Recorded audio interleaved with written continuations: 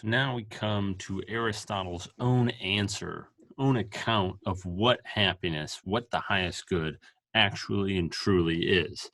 And we want to figure what the highest good is, recall, because Aristotle's view is that if we know what it is, we're going to be much more likely to achieve it in our lives. And if we don't, we saw the incorrect answers last time: pleasure, wealth, honor, virtue.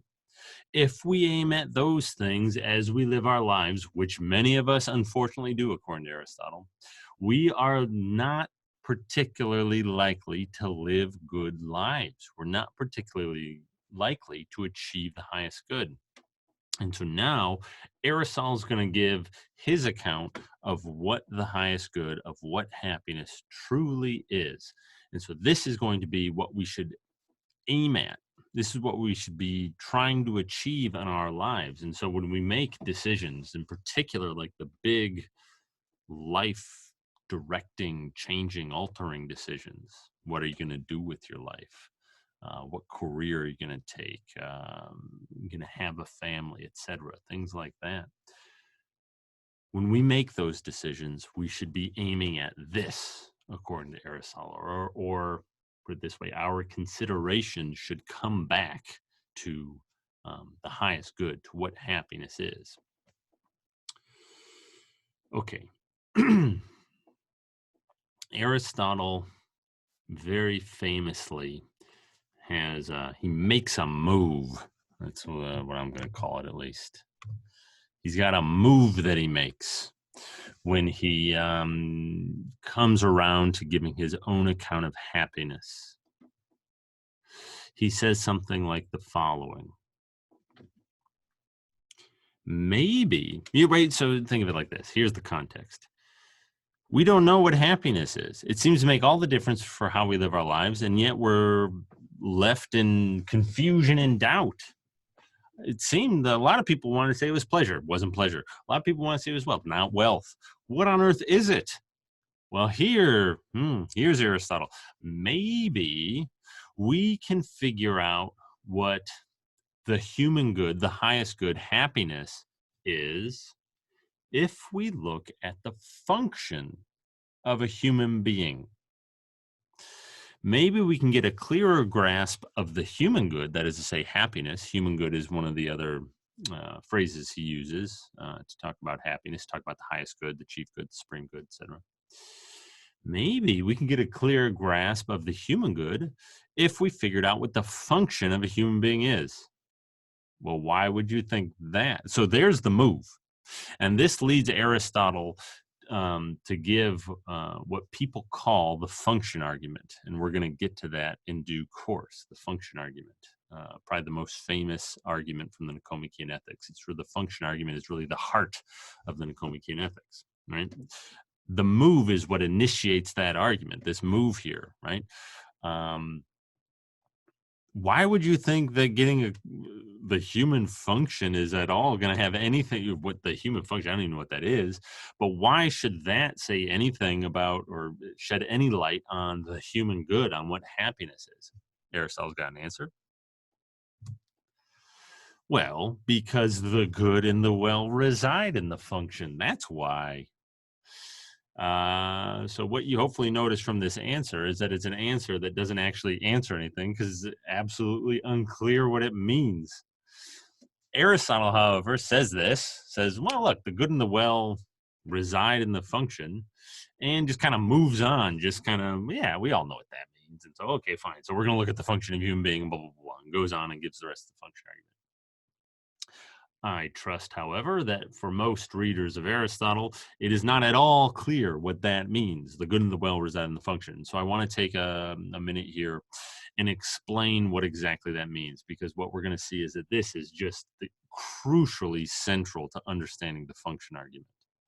And in the function argument, all this talk about functions, it's very easy to get lost. It's very easy to just see these to see the argument is just a bunch of kind of abstract concepts, and he's, I don't know, he's saying something about something, and I have no idea what he's, like, good and the well reside in the function. I don't know. The idea that he's getting at using these somewhat opaque phrases and claims, the idea is not that hard to understand. The idea is somewhat commonsensical. Aristotle doesn't do us any favors. He doesn't give us examples. I'm going to give you guys some examples. And I think the examples are going to make the ideas much easier to handle, much easier to understand. All right. So let's talk about this relationship between functions and goodness. Aristotle thinks that the good and the well reside in the function. And he thinks that this claim is true. We'll explain what exactly claim means in just a second. He thinks this is true of a number of different things, not just human beings. So he thinks it's true of artifacts in the first place. And this is going to be the main example I use to help explain what this means. So he thinks that artifacts, things that human beings make, from houses to clothes to, I don't know, scissors, whatever, things that human beings make. When we're looking at those things, when we're considering those things, he would say it's true that with regard to those things, the good and the well reside in the function. Well, what on earth? Okay. So let's take the case of artifacts. This will be easier. This is more commonsensical. And then we'll talk about human beings. Yeah. So we're going to use as an example a pen. Yeah. Easy. What's the function of a pen? That's easy. When we were talking about human beings, that was hard. I have no idea. The function of human being, I don't know. We'll talk about that later. What's the function of a pen, though? Right. That's not hard at all, right? That's obvious. Well, Aristotle's idea, when he says the good and the well reside in the function, is something like the following. If you know what the function of a thing is, if you know what, say, the function of a pen is, you know what a good pen is.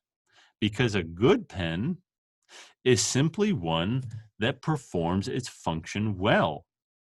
It's one that writes well. And look, all of a sudden, we have a bunch of those words from that cryptic phrase showing up. We have a good pen is one that performs its function well. The good and the well reside in the function, right? If all that claim means is that if you know the function of a thing, you know what it is for that thing to be good. You know what the goodness of that thing consists in. It consists in performing its function well. That's all Aristotle is saying, right? And he would say this is true of any artifact. You could take a knife. The function of a knife is to cut things. A good knife is one that cuts well. A light or lamp, whatever. Function of a lamp is to, I don't know, light things up in a kind of pleasant way or whatever, something like that. Well, a good lamp does that well. And so on for basically any human artifact that you can think of. It can become kind of complicated to say what exactly the function of an artifact is because it can get kind of complex. It's the function of a computer. I don't know, it does lots of things, right? Well, a good computer does those things well. But somebody might complain, well, look, the function of a pen, is it really to write? I don't know. I do lots of things with pens. I can open envelopes with pens. I can reset my router or modem or whatever, right, with a little button on the back with a pen. Why not say that those things are the function of a pen? And Aristotle would say, well, look, because those kind of aren't essential to pens. Pens aren't like geared towards doing those things. Resetting a modem is not what makes a pen a pen. Writing, that's what makes a pen a pen. That's why the function of a pen is to write. And that's why a good pen is one that writes well as opposed to opens letters well. Right? If you have a pen that writes well, but doesn't open letters well, right? I don't know, whatever. It's got a rubbery grip or something, so it doesn't slide through the envelope. Well, that's no mark against it as a pen. It still might be a perfectly good pen. It's just not good at opening envelopes. But opening envelopes is not the function of a pen, right? It's not what makes a pen a pen. Okay. Aristotle thinks we can push the analysis further, right? So we're getting some understanding of what this claim means, this kind of abstract, bizarre claim, the good and the well reside in the function. It's not so hard to understand. Just think of a pen. Let's push the analysis further now. There are certain characteristics, Aristotle thinks, that enable a pen to perform its function well. These characteristics, according to Aristotle, are the virtues of a pen or the excellences of a pen. So, for example, letting out ink at a steady rate, being comfortable, things like that. Those are characteristics that enable a pen to write well. They are characteristics that further the performance of the function. Yeah. Any characteristic that furthers the performance of a thing's function is an excellence of that thing or a virtue of that thing. In Greek, the word for excellence and virtue are the same word. And while it may sound a little bit odd to our ears, us who are used to English, to talk about the virtues of a pen, right? Typically, we would only talk about the virtues of a human being. Human beings are the only, virtue is not a word we use much at all. But if we do use it, we would typically apply it only to human beings. But in Aristotle's day, it was a much more common word, just in general, across the board. They would talk about virtues or excellences much more commonly. And they were not the kinds of things, it wouldn't sound at all weird to talk about the virtues of a hammer or a knife or whatever. That would be a normal way of talking for people during Aristotle's day, or even the virtues of a horse or the virtues of a tree or something like that. So it sounds a little bit odd to us. It doesn't sound odd to Aristotle or to the Greeks. The excellences, think of it that way, the excellences of a pen, things like letting out its ink at a steady rate, and the excellences or virtues are things that help the object in question perform its function well. And we can also talk about characteristics that inhibit a thing from performing its function.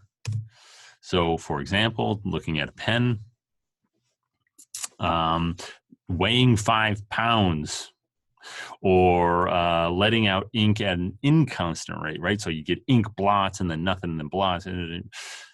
Those inhibit a pen from writing well. They inhibit a pen from performing its function well, and so they make the pen a bad pen.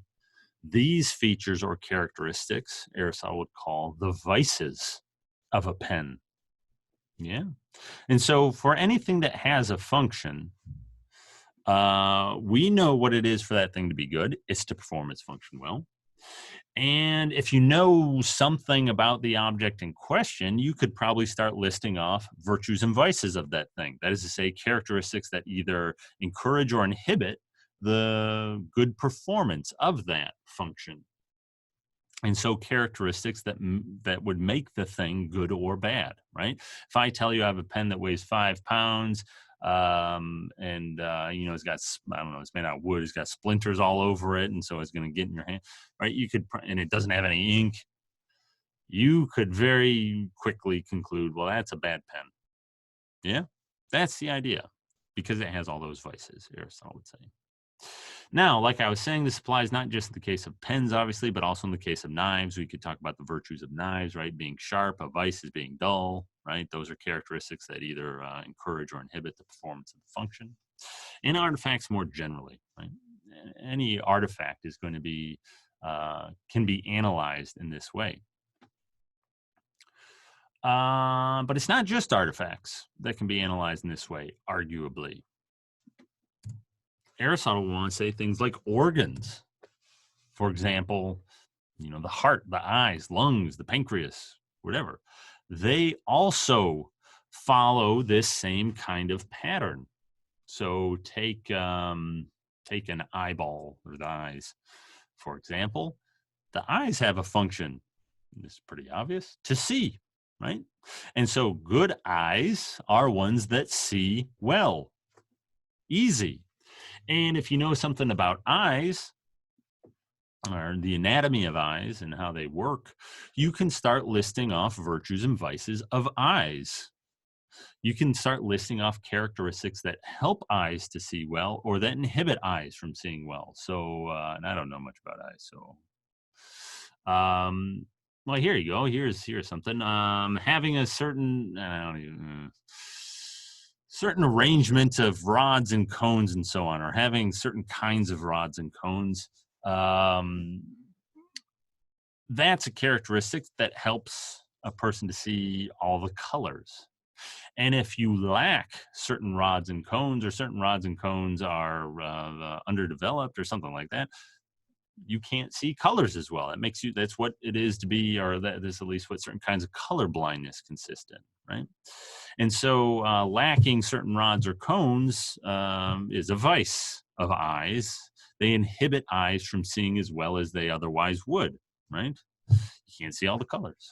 And likewise, you could talk about, and I have no idea why people need glasses, or what exactly the underlying anatomy is. I don't wear glasses or contacts myself, so I don't really know how it works. But there's something about things are out of whack, and so you need the glasses to like bend the light, and so I don't know, whatever, right? Those would be, but having things out of whack, that's a vice of an eyeball. Having things perfectly in order or whatever, with the lens, I don't know. I should have chosen a different example where, that would be a virtue of an eye. Things focus properly because of the shape of the things or whatever. Something like that. Okay, fine. He says the same thing about hearts. Function of heart is to pump blood and blah, blah, blah, blah, and so on. If you know anything about hearts, you can start listing virtues and vices of hearts. Lungs, their function is to breathe or bring in oxygen and so on. And so arguably this kind of analysis also applies to organs, natural organs, right? The good and the well reside in the function of the organs.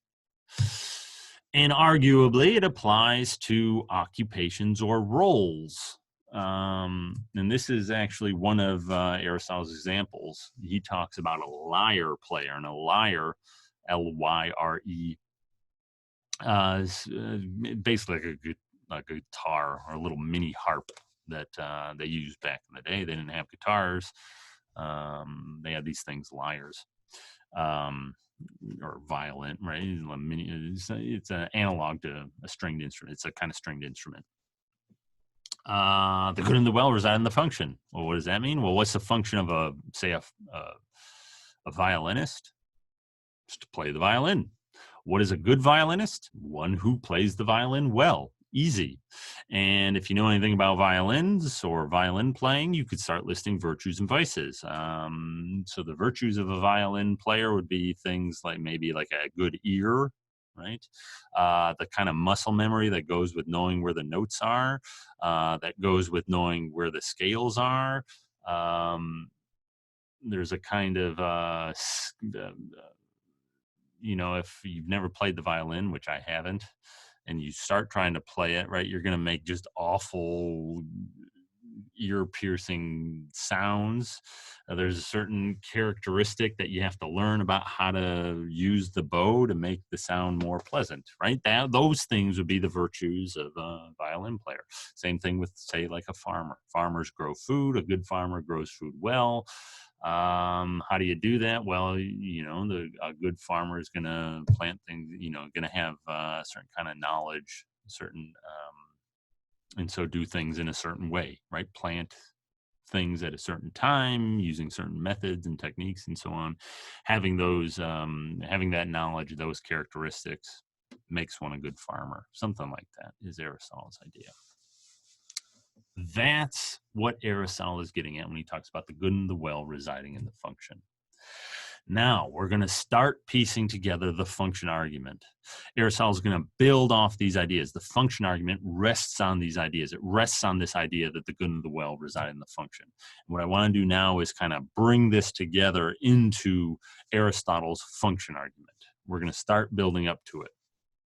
So we saw, as I was just talking about, a good pen is one that performs the function of a pen well. A good farmer is one that performs the function of a farm well, and so on. You can give them a million more examples. You can talk about eyeballs and hearts and violinists and whatever.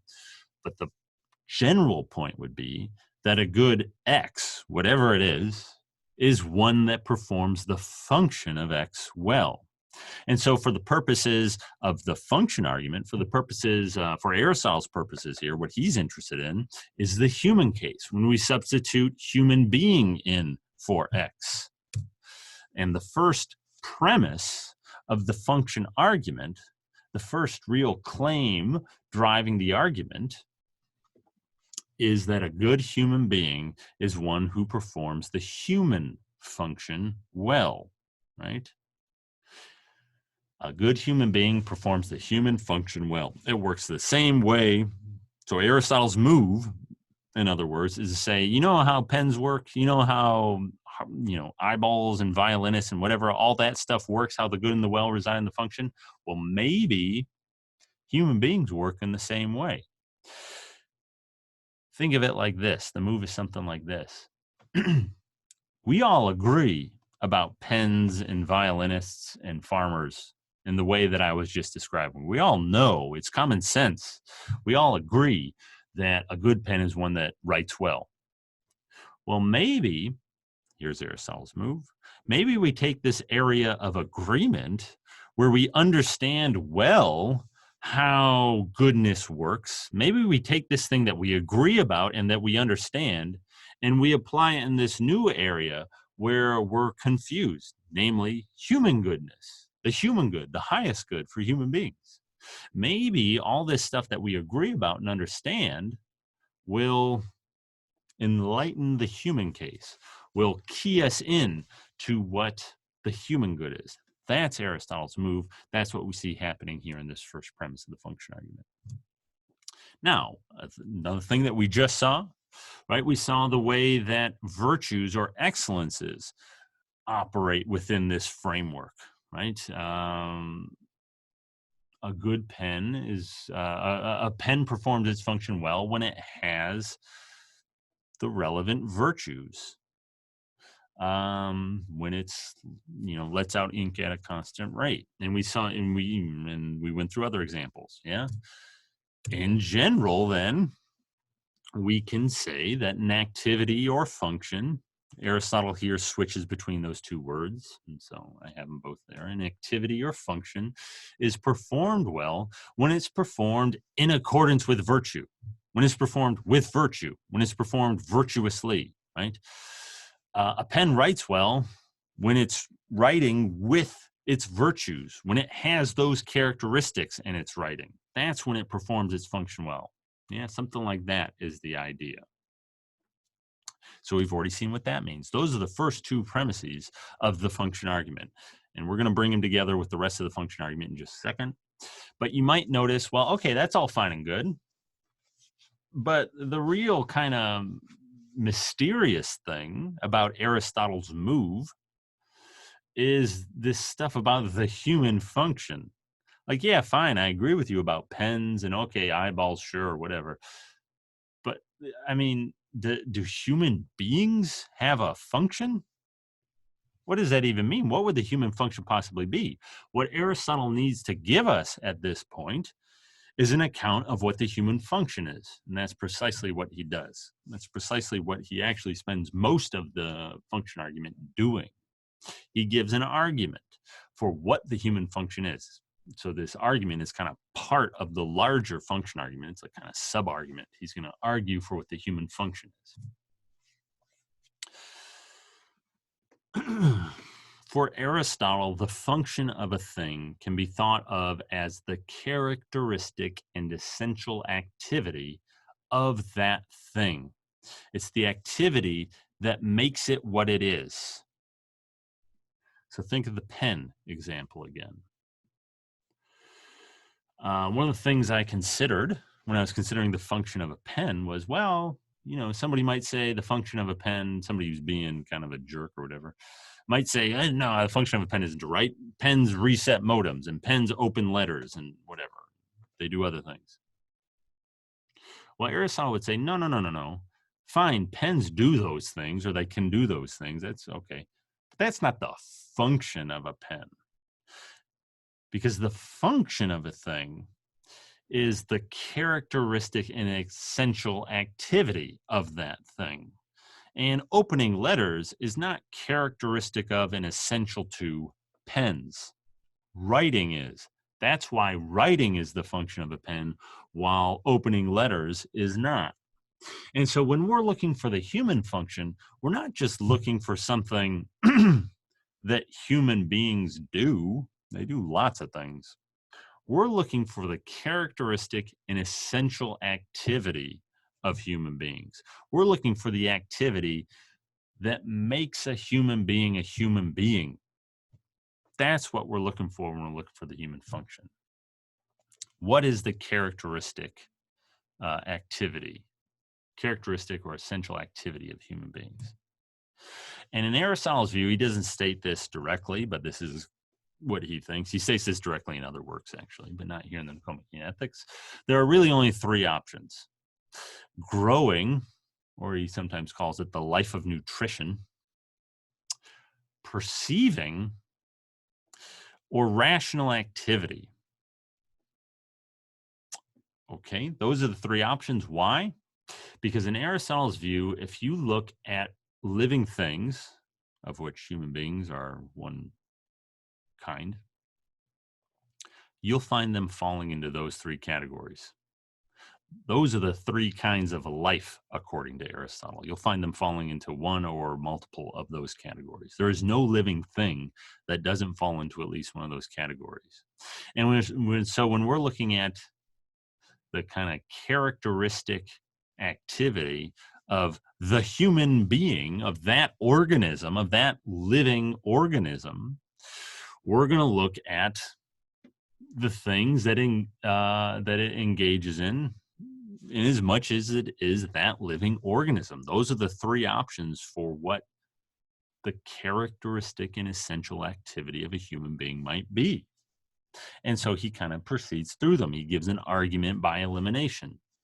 First, he argues that growing can't be the characteristic and essential activity of the human organism, of the human being, because growing, while, yeah, it is something that human beings do, human beings, we eat, we take in nutrients, and our bodies, do whatever they do with them to regenerate cells and grow and so on. We do that. That's true.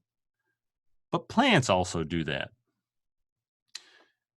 The way Aristotle puts it, growing is not peculiar to human beings.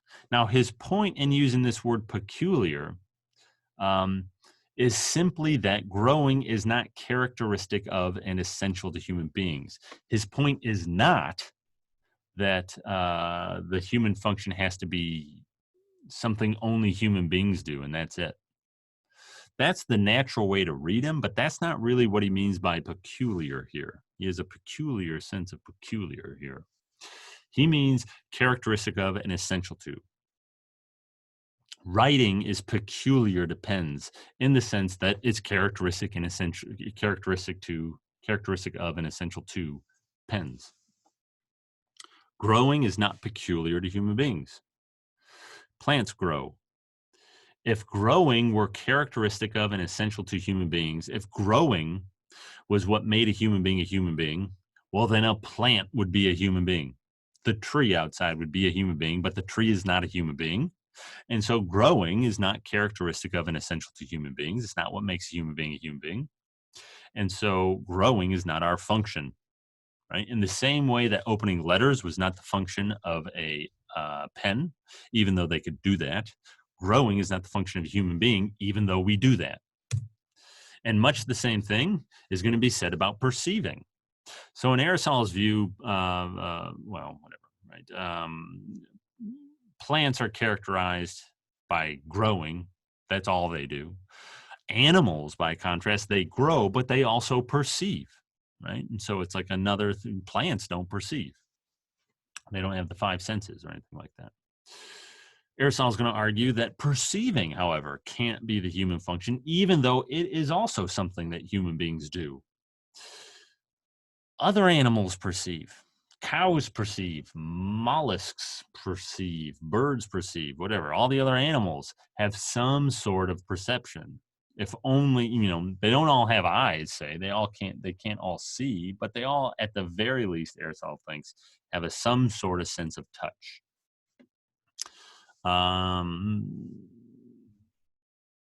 Much the same thing could be said here as was just said above about growing.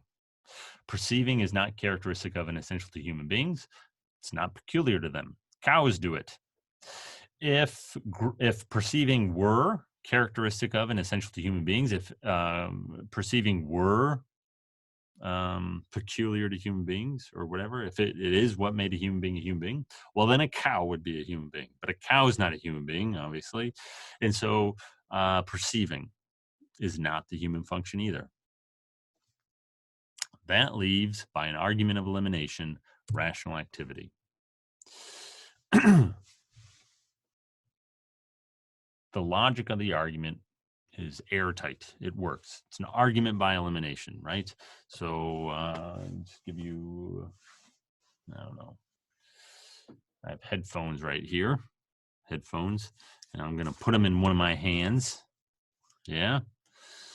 It's either in my right hand or it's in my left hand. It's not in my left hand, so you can infer it's in my right hand. It's that same, that's the logic behind the argument. And it works. And so what Aristotle concludes is that the function of a human being is rational activity. There it is. And so now that's the third premise of the function argument. And on the next, in just a second, we're going to put all the premises together and get the conclusion. But before we get to that, I want to say something very quick about what exactly he means by rational activity here. So focus on that phrase, rational activity. What on earth does that mean? That's not, though nobody talks like that. Nobody talks about rational activity. What's he getting at? The natural way of taking that phrase, rational activity, is not what Aristotle means. Often, perhaps most of the time, if we were to use the word rational in English, we'd be using it as a term of praise. We'd be using it as a synonym for something like intelligent, wise. Yeah, that was a rational plan. That was the rational thing to do. That was the smart thing to do. That's how we'd be using the word. And so it's like a term of praise. It's a good thing. Smart, wise, intelligent. Aristotle is not using it that way here. He's using it not to pick out anything. He's using it in a much more descriptive sense, put it that way. All he means by rational activity is activity that involves or requires reason. And the mark of reason, according to Aristotle, is the use of concepts, right? Being able to categorize things into concepts. That's really what reason does. And so any activity that requires conceptualization, that requires lumping things into categories or kinds, is going to be a rational activity, according to Aristotle. And so rational activity, according to Aristotle, includes bad things that we might do, includes stupid, unintelligent things that we might do. So if you're taking a math test and, 5 plus 5 is 12 or whatever, I don't know. That's really unintelligent, to say the least. It's still a rational activity in Aristotle's sense, right? It's a very irrational thing to do, sure, fine. But it's a rational activity. Why? Because to say that 5 plus 5 equals 12 on your test, you're using concepts. You're making use of concepts, the concept of 5, the concept of addition, the concept of equality, the concept of 12. You're using all these concepts. And so it's a rational activity in Aristotle's sense. He's not saying it's smart. He's not saying it's good. He's not saying you should do it. All he's saying, or would be saying, if you were to say that's a rational activity, is that it involves or requires reason. It involves or requires concepts. Yeah, you're using your reason very poorly, but it's a rational activity all the same. And in Aristotle's view, just about everything that a human being does intentionally, is a rational activity, involves or requires concepts. So, for example, all of our emotions are rational activities according to Aristotle, even if they are felt improperly or excessively. If you get, you're driving in your car and somebody, little old lady, whatever, cuts you off or something, right? And I don't know.